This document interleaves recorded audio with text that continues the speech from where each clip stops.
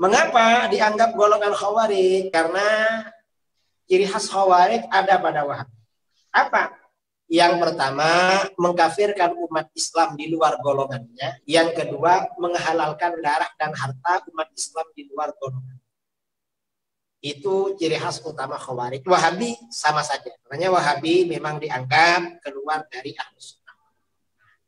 Walaupun Wahabi ini ngaku-ngaku sebagai Ahlus Sunnah, tapi keluar mereka. Ya cuma ngaku aja. Iya, pertanyaan yang terakhir ini sebenarnya banyak pertanyaan, teman. Saya ingin mensingkat. Ini pertanyaan yang paling mendasar, Kiai. Wahabi ini apakah termasuk aliran yang masih Sunni atau masih mendapat petunjuk atau keluar atau bahasa kita ini sesat atau bagaimana statement akhir itu? Yani Wahabi itu bukan dikeluarkan dari Ahlus Sunnah, tapi keluar sendiri.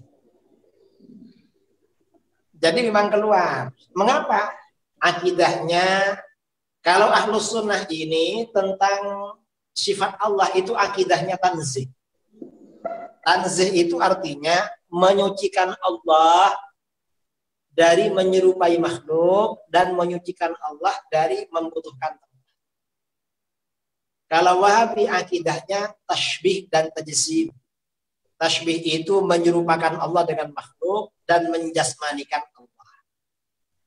Jadi sudah menyimpang dari Ahlus Sunnah. Itu akidah. Kemudian amaliyah, ibadah juga banyak yang menyimpang.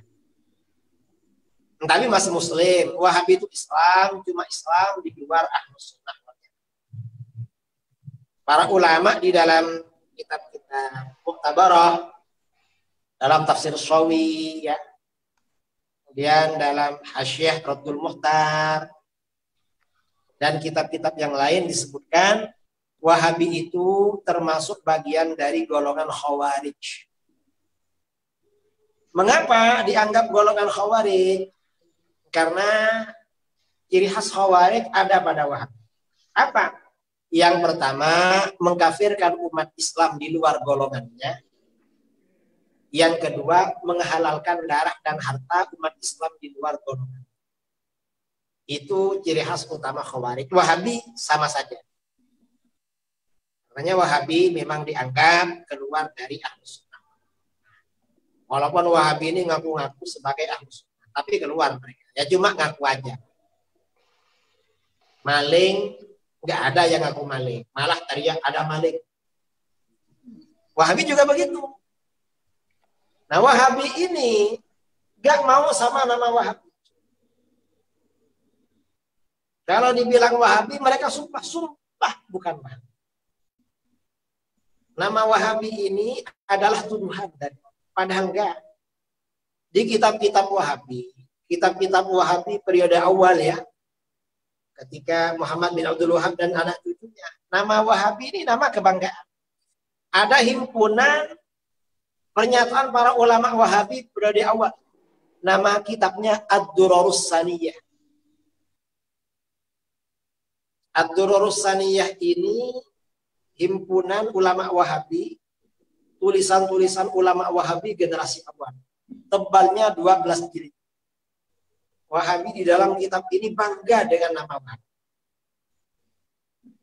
Bangga. Dianggap kebanggaan. Dan mereka gak kenal yang namanya Salafi. Salafi gak dikenal di kalangan mereka. Mereka bangga dengan nama Wahabi.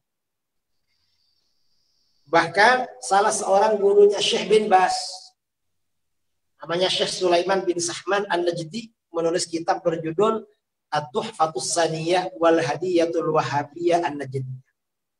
Anugerah yang luhur dan hadiah Wahabi dari Najd. Artinya apa? Nama Wahabi ini dianggap anugerah dan hadiah. Begitu bangganya mereka dengan nama Wahabi. Belakangan setelah Wahabi ini sering gaduh, sering bertengkar dengan sesama Wahabi, bunuh-membunuh. Akhirnya setelah berdirinya kerajaan Saudi Arabia, Wahabi ini citranya buruk, jelek. Setiap ada kerusuhan kata orang, Wahabi aja tokaran. Dan pada orang yang tokar kocak Wahabi, aja Wahabi. Akhirnya Wahabi ini malu. Tidak apa Wahabi. karena malu ganti nama menjadi Salafi. Dulu gak dikenal yang namanya Wahabi. Bahkan ulama Wahabi modern, Syekh bin Baz, dalam Majmu' Fatawa wa Maqalat Mutanawwi'at, saya punya. Syekh bin Baz ini punya kitab Majmu' Fatawa, tebalnya 30 jilid. Saya punya itu di lemari di belakang pondok itu ada 30 jilid. Dan saya sudah baca itu. Beliau ini bangga dengan nama Wahabi. Dan sekarang Wahabi gak ngaku, padahal dulunya bangga. Artinya apa? Wahabi itu tidak setia pada guru. Karena hati-hati dengan Wahabi. Saya rasa itu ya masalah Wahabi. Kira itu Kiai ya, ini waktu sudah habis Kiai, sudah jam 10. Ya, terima kasih sudah dipanjang lebar. Ada pertanyaan di luar ini Kiai. Apakah siap Kiai itu untuk melanjutkan diskusi-diskusi berkenaan dengan buku ini? Ini pertanyaannya banyak sekali pertanyaan, dan ada pertanyaan itu yang paling mendasar karena ini katanya masih pengantar. Jadi belum masuk kepada tema sentral katanya. Maka sebaiknya kalau satu persatu nanti dibahas sehingga pertanyaan lebih tajam katanya Kiai. Bagaimana pendapat Kiai? Insya Allah bisa kita siapkan lah. Insya Allah. Kita buat jadwal lagi. Kapan? Beberapa hari lagi kita bikin jadwal lagi insya Allah. Menunggu karena ini sudah tahu Kiai begitu sibuknya. Kayak tadi tiba-tiba diundang oleh Habib Al-Habsyi. Saya ngelihat ini di IG-nya yang karena gabung dengan saya ngelihat tadi itu. Oh, itu sebenarnya sudah lama Kiai. Yang Habib Ahmad Al-Habsyi itu ya, terima kasih. Lama. Tadi jadwalnya 6:30. Ya, tahu-tahu bikin pengumuman 7:30. Saya ini penting. Ini apa ini kok? Tahu-tahu diundur. Ya itu di sini. Dengan setianya menunggu Kiai. Jadi teman-teman sudah masuk mulai 7:30 sudah masuk. Tapi ya, nunggu dengan Kiai. Tadi itu saya memang ngetes kesetiaan. Ternyata setia teman-teman nih. Sampai bertahan. Kalau setia kita layani. Ya, siap Kiai.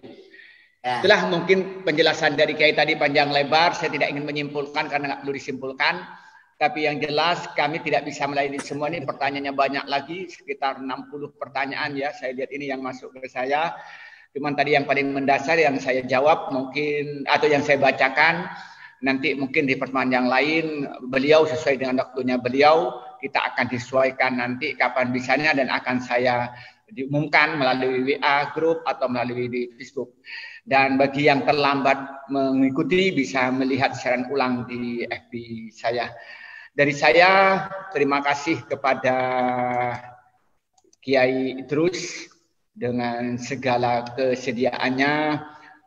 Beliau itu dengan susah payah tadi karena sudah harus bicara panjang lebar dengan Habib Al-Habsyi dan kemudian menemani kita sampai jam 10 malam lewat 10 menit ini bukan hal yang mudah karena semangat beliau untuk menanamkan ajaran Ahlussunnah wal Jamaah pada masyarakat ini. Dan ternyata di FB saya banyak sekali penontonnya dan juga begitu banyak pertanyaan-pertanyaan juga. Dari saya atas nama penyelenggara mohon maaf atas segala kurangannya terutama keterlambatannya. Karena beliau memang tiba-tiba tadi diminta oleh Habib Al-Habsyi harus menemani untuk diskusi dan melihat saya pembicaranya sangat penting sekali karena ngikutin saya itu di IG itu sangat mendasar diskusi-diskusi beliau. Dan beliau ternyata katanya menguji kesetiaannya dan ternyata teman bersedia dan setia dalam konteks 73 orang tetap bertahan menunggu walaupun sampai jam 9:05 tetap nunggu teman-teman tidak keluar tetap bertahan.